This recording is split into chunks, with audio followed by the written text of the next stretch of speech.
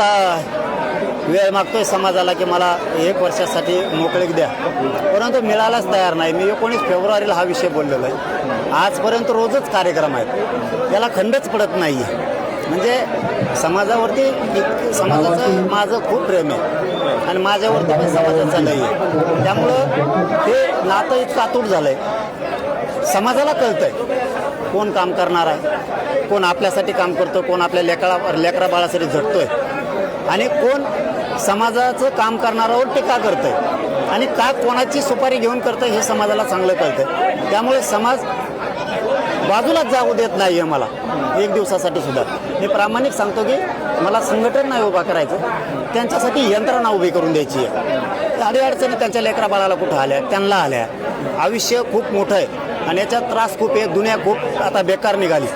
मुली शिकतात, मुलं शिकतात, ॲक्सिडेंट होतो, कुठं पडतं, दवाखान्यात जायला लागतं, पोलीस स्टेशनचे विषय आहेत, तहसीलचे विषय आहेत, अनेक विषय आहेत. मग गोरगरिबाच्या मदतीला कोण येणार? शेतीचे विषय आहेत, व्यापाराचे विषय आहेत, मालाला भावाचे विषय आहेत. कोणाचे जनावरं चोरीला जातात, कोणाचे चोरी होती, डाके पडतात, विनाकारण त्रास दिला जातो, खोटे गुन्हे दाखल केले जातात.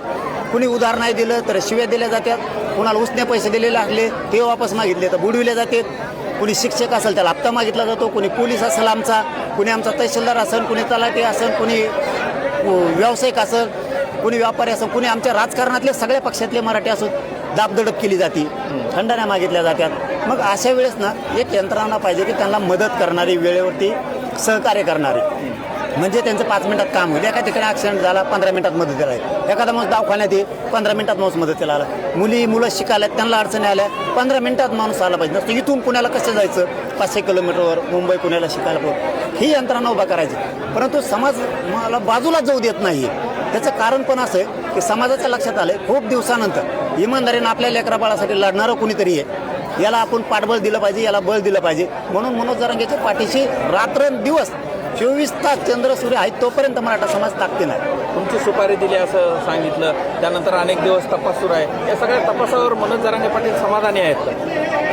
नाही, मी आता त्याच्यावरती नाही बोलत, कारण त्याच्यात खूप मोठे काय म्हणतात ट्विस्ट पुढच्या काळात येणार.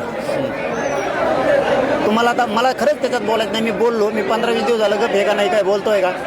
मला माहीत आहे की गृह मंत्रालयाच्या म्हणजे पोलिसांच्या आमच्या जालन्याच्या SP साहेबाच्या खूप हाताला लागलं.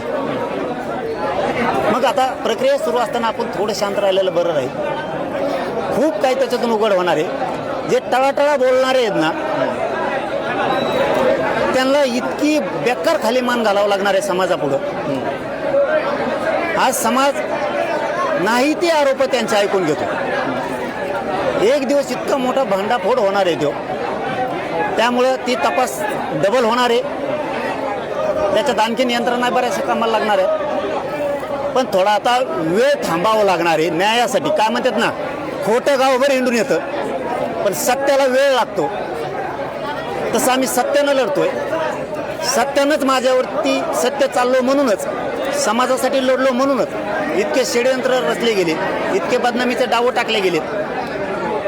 तेच समाज आता पुन्हा बघणार आहे की आपलं पोरगं इतकं चांगलं काम करत आहे, तर याच्या पाठीमागं किती मोठं षड्यंत्र यांनी लावलंय. खूप मोठा भांडाफोड थोड्या दिवसात होणार, कारण हे खोटं ताबडतोब गावात मिरून यायला लागले.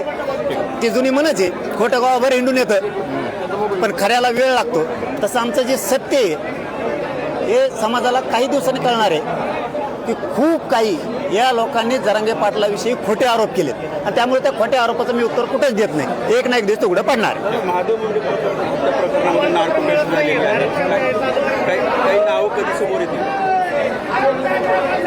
मला वाटतं बहुतेक आज कुमार साहेब रुजू झालेत. 8-10 दिवस ते वैयक्तिक कारणास्तव बहुतेक रजेवरती होते. गृह मंत्रालयाच्या कानावरती आपण तो विषय टाकला. बघा, मी मीडियाला खोटं बोललो नाही, लपून बी ठेवणार. मुख्यमंत्र्यांशी या विषयावरती चर्चा झाली की मुख्यमंत्री साहेब, मी पहिल्यांदा सांगतो आज तुम्हाला, मुख्यमंत्री साहेब 2 वर्षाचं दबलेलं प्रकरण महादेव मुंडेंचं फक्त तुमच्यामुळं ओपन झालं. एक लेख ज्ञानेश्वरीताई मुंडे हिला न्याय देण्याचं काम तुम्ही केलं. मुख्यमंत्र्यांना भेटू दिलं जात नव्हतं त्यांच्याच नेत्याकडून, महादेव मुंडे यांच्या कुटुंबियांना त्यांच्याच नेत्याकडून भेटू दिलं जात नव्हतं. यासाठी नेमून दिली जात नव्हती आणि कुमार साहेबही दिले जाऊ देण्यावर त्यांचा इंटरेस्ट नव्हता. मुख्यमंत्री साहेबांनी त्या लेखीसाठी सगळं काही पणाला लावलं म्हणलं तरी हरकत नाही आणि आज तो तपास खूप चांगल्या प्रकारे हातात लागलेला आहे. फक्त मी आत्ता बोलणार नाही आहे, पण जे सांगितलं ते सत्य सांगितलं की रजा रद्द करण्यासाठी मुख्यमंत्री साहेबाला पुन्हा बोललो की साहेब तुम्हीच केलं आहे, चांगलं आहे सगळं. त्या लेकीला ज्ञानेश्वरी ताईंचं कंपाळाचं कुंकू पुसलं. तिच्या लेकाला माहीत नाही माझा बाप मारलाय कोणी, त्यांच्या त्या फड कुटुंबियाला माहीत नाही आमचा दाजी मारलाय कोणी. लेकरं तर खूप रडतात की आपला बाप कुठं आहे नाही उत्तर देऊ शकत, तिलाच माहीत नाही आहे. पण हे सगळी वेदना देवेंद्र फडणवीस साहेबांनी जाणून घेतली आणि ज्ञानेश्वरी ताईला न्याय द्यायचं काम केलं. म्हणलं आता तुम्ही जर इतकं केलं तर